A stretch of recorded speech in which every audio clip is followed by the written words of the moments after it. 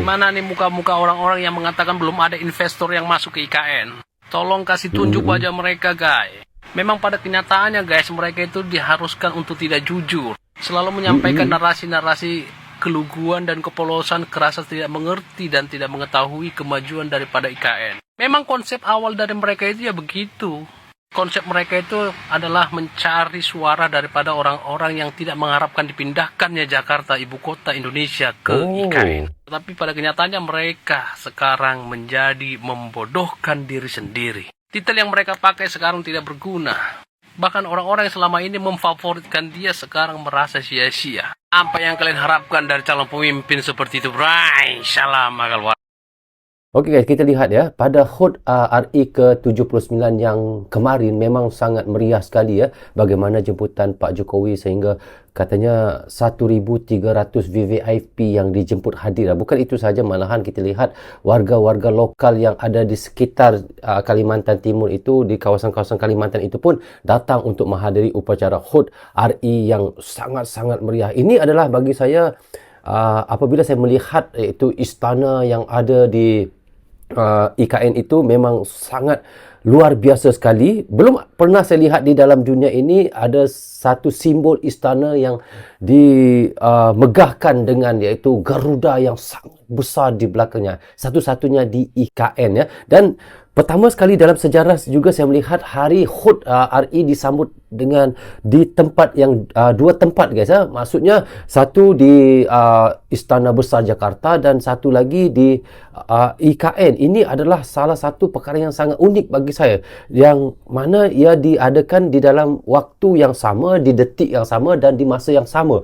Ini bagi saya Indonesia mencipta sejarah yang tersendirinya. Ayo kita lanjutkan next video. IKN jadi rebutan investor.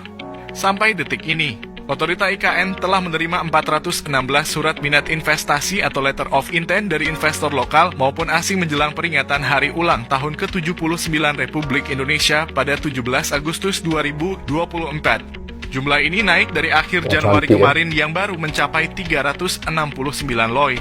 Bahkan nih ya, saking banyaknya pihak IKN mengatakan bahwa cukup kewalahan atas banyaknya investor yang berebut lahan di kawasan inti IKN.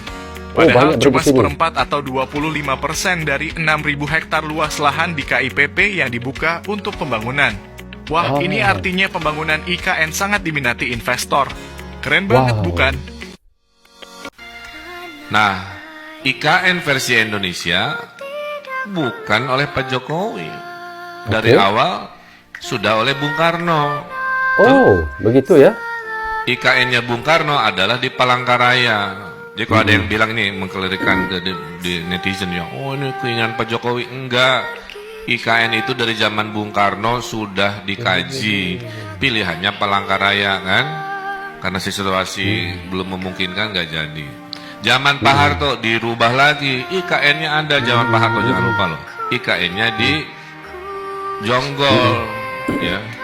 Ramelah calo-calo tanah rame di Jonggol, nggak jadi. Wah, sekarang jadi rugi besar karena paham ya. Ini menjawab IKN ini keinginan Pak Jokowi bukan. IKN ini keinginan bangsa negara dari zaman Soekarno, dari zaman Soeharto. Nah, kebetulan di zaman Pak Jokowi lah momentumnya ada, kira-kira gitu ya. Dipilihlah yang di tengah-tengah yang namanya Penajam Pasir Utara. Di tengah-tengah. Kenapa nggak di Palangkaraya? Palangkaraya itu di tengah. Ini butuh agak ke laut dikit. Ya, di tengah tapi ada lautnya. Makanya dipilihnya PPU itu yang dekat Balikpapan. Ya, jadi ini menjawab bahwa IKN ini sudah ada dari dulu, dari zaman kolonial, dari zaman Orde Lama, dari zaman Orde Baru, hanya tereksekusi di zaman Pak Jokowi. Itu satu. Okey, kita lihat di sini ya. Pemilihan tempat untuk IKN itu memang bagi saya sangat bagus sekali, sangat strategik sekali, dan katanya ia adalah di tengah-tengah iaitu Indonesia ya, iaitu di Kalimantan Timur. Tapi apabila kita lihat pada bentuk geografi di Kalimantan Timur ataupun di bahagian pulau Kalimantan itu ya, kalau kita lihat memang tiada seperti gunung berapinya tiada, ataupun gempa buminya tiada ya. Ancaman-ancaman seperti ini yang boleh kita katakan yang agak baik untuk sesuatu ibu kota itu diwujudkan ya. Kerana kita tahu kawasan Kalimantan itu insya-Allah ya kawasan yang selamat, kawasan yang jauh daripada gempa bumi, daripada gunung berapi. Jadi pemilihan di situ adalah yang sangat tepat sekali untuk Indonesia membangunkan ibu kotanya. Itu adalah tanggapan daripada saya, guys. Okey, kita next video. Wah, keren nih. Konsep desain pembangunan IKN menarik perhatian dunia. Siapa Wow. dulu yang bikin? Emang siapa yang bikin? Ya, Ya, anak siapa? bangsa Indonesia lah. Konsep desain pembangunan IKN menarik perhatian dunia. Para investor asing jadi kepincut dan siap jajaki investasi di IKN. Pemerintah Denmark tertarik dengan mega proyek ibu kota Nusantara. Denmark bahkan siap menjajaki potensi investasi di IKN. Sementara itu, Dubai Chambers atau Kamar Dagang Dubai membuka peluang untuk bisa berinvestasi di IKN Nusantara. Presiden dan CEO Dubai Chambers, Muhammad Ali bin Rashid Al Ottah menyatakan pihaknya masih menunggu ajakan dari Indonesia Investment Authority dalam kurung INA. Wow, emang bener ya, karya anak bangsa keren-keren loh.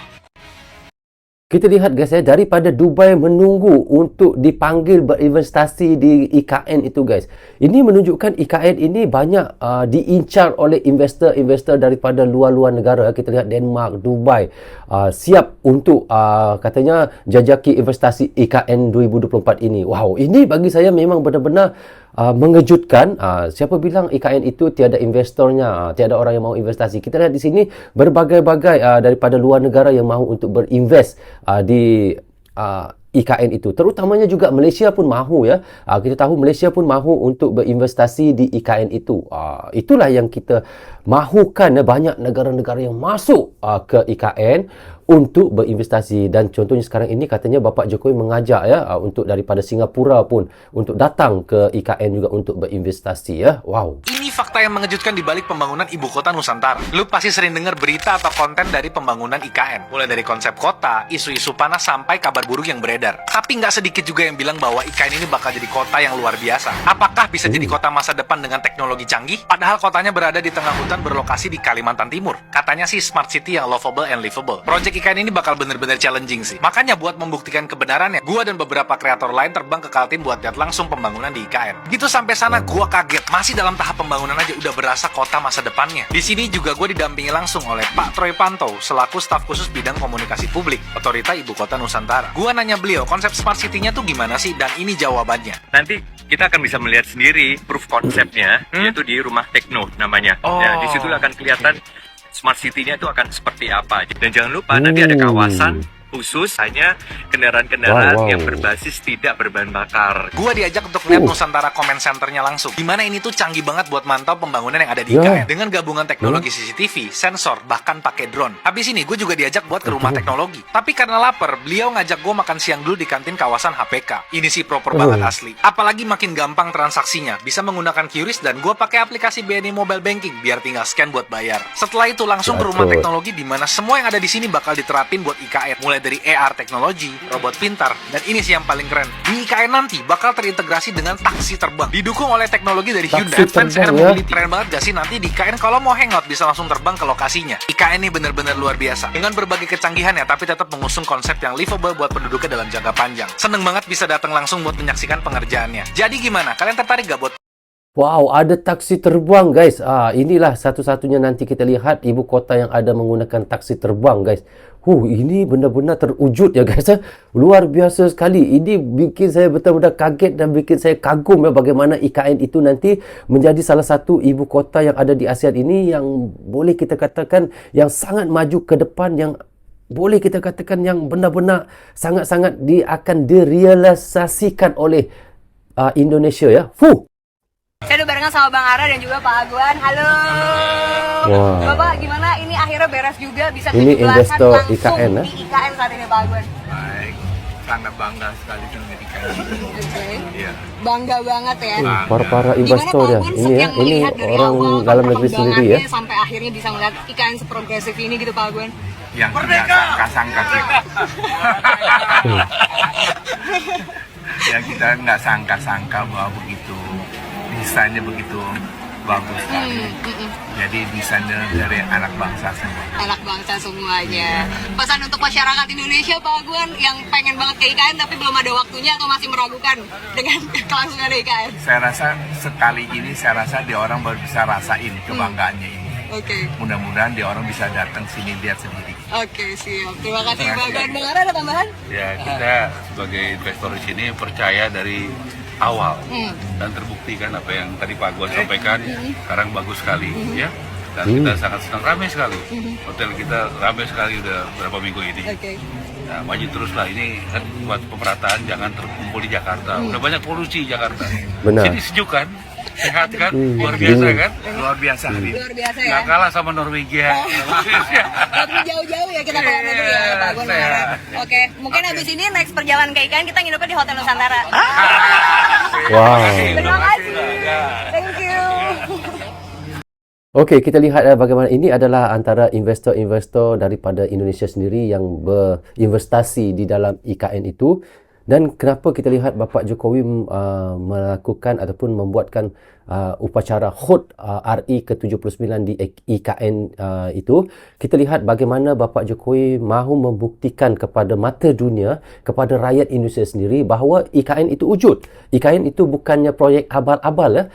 Kerana itu Bapak Jokowi dia melakukan HUT RI di IKN itu supaya para investor yang mahu datang, yang mahu berinvestasi di IKN itu, mereka yakin IKN ini akan terwujud, akan adanya IKN dan kota yang semegah ini. Itu yang tujuannya juga ya, dan banyak lagi sebab-sebab yang lain. Dan kita lihat bagaimana Hari HUT RI yang ke-79 disambut di IKN ini benar-benar membuka mata kita semua di seluruh dunia, termasuk juga di Malaysia, di Singapura, di Thailand, dan juga untuk rakyat Indonesia sendiri. Kita lihat bagaimana gahnya, bagaimana bangganya, bagaimana kita rasa sangat-sangat berbangga dengan adanya IKN ini ya, apabila disambut HUT RI di situ ya. Dan ini yang membuatkan nanti para investor melihat IKN itu memang benar-benar wujud dan benar-benar akan direalisasikan oleh Indonesia. Jadi untuk para investor-investor untuk berinvestasi di situ, mereka akan ada keyakinan lagi, bertambah yakin lagi dengan IKN. Okey. Inilah 10 investor dalam pembangunan Ibu Kota Negara atau IKN. Yang pertama Sugianto Kusuma dari Agung Sedayu Group. Yang kedua Antoni Salim dari Salim Group. Yang ketiga Frankie Wijaya dari Sinarmas Group. Yang keempat Pui Sudarto dari Pulau Intan. Yang kelima Budi Hartono dari Jarum Group. Yang keenam William Katuari dari Wings Group. Yang ketujuh Garibaldi Thohir atau Boy Thohir dari Adaro Group. Yang kedelapan Prayoga Pangestu dari Barito Pacific. Yang kesembilan Eka Chandra Negara dari Mulia Group. Dan yang terakhir Surya Jaya dari Astra Group.